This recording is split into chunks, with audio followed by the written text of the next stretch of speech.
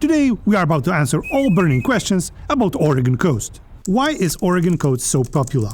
It's a heaven for outdoor enthusiasts. Stunning landscapes, diverse wildlife, and charming coastal towns make it a go-to destination. What's unique about Oregon coast? Apart from stunning cliffs, sandy shores, the Oregon coast is famous for its tide pool, where you can discover fascinating marine life. Why are Californians moving to Oregon? Well, mostly because more relaxed lifestyle, stunning scenery, or lack of sales tax. And if you move from Northern California, the weather will be almost the same. Are there sharks along the Oregon coast? According to Oregon Department of Fish and Wildlife, along Oregon coast there are a number of species of sharks, including salmon shark, white shark, spiny dogfish, softfin shark, common threadtooth shark, basking shark, blue shark, and several others. But usually they are not dangerous, so no giant encounters, I promise. What's the name of the last town on the Oregon coast? It's Bay Ocean, sometimes known as the town that fell into the sea. Where is the best place to live in Oregon coast? Opinions vary, but places like Astoria, Newport, Florence offer a unique charm, making them very popular among residents. Which is better, Cannon Beach or Seaside, Oregon? It's like choosing between chocolate and vanilla ice cream.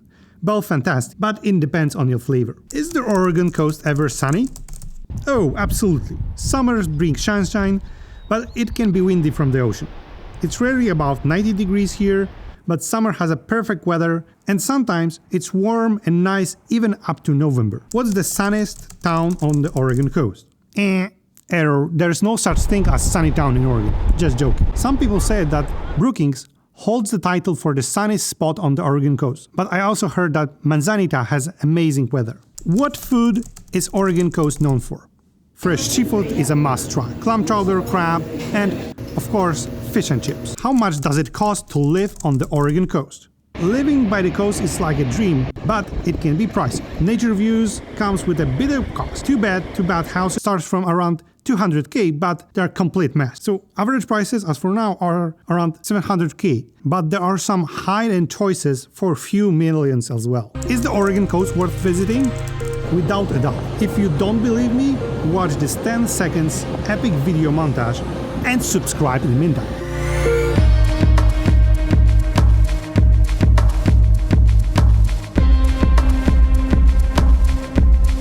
What's the most beautiful part of the Oregon coast? That's the tough one. Many folks argue that the stretch around Cannon Beach with the iconic High-Set Rock is the most beautiful one, but the others say that south part of the Oregon coast with iconic natural bridges and tide pools are the most beautiful. So, as you see, it's a tough one. What month is the best for Oregon coast?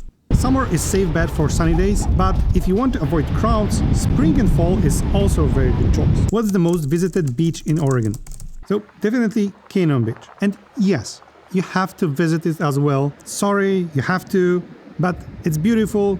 Just be there during the sunset. Where are the most beautiful beaches in Oregon? Beside Cannon Beach, check out Seaside, Pacific City, Lincoln City, Bandon Beach. Each has an own special appeal. What is the warmer beach in Oregon?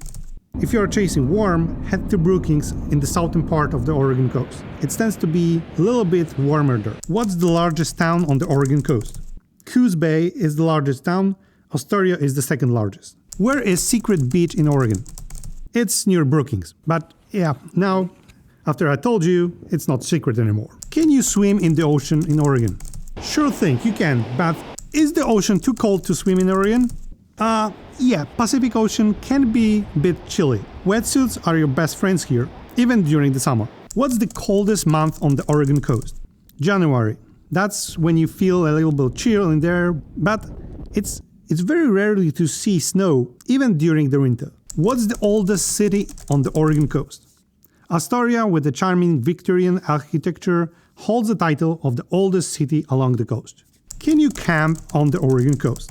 So, practically nowhere. As it turned out, beside organized campground, it is mostly prohibited by local laws. What's the best route to drive the Oregon coast? The Pacific Coast Scenic Byway is the highway that you can drive along the entire coast. Its official name is Highway 101. What is the best part of the Oregon coast to drive? Just drive it, you silly. North side or scenic cliffs and wonderful beaches, midsection is sand dunes and coastal towns, and south part is an epic rock formation and tide pools. Can you walk the whole Oregon coast? Yes, you can. Walking shoes on. Oregonians are hikers by heart, so they have Oregon Coast Trail, 362 miles trail along the whole coast. It takes about 30 days to hike entire path. And how long does it take to drive down the Oregon coast? Coast is about 350 miles, so you can drive it in about 8 hours. But the right question you should ask is, how many days are needed to see the Oregon coast? Well, if you have enough time, you can easily spend even few weeks here. But if you don't have enough time, 4 days is a perfect time for road trip along the coast. How do I plan an unforgettable Oregon coast road trip? Buckle up. Here is the best road trip plan that you can have. It starts in 3, 2, 1, go!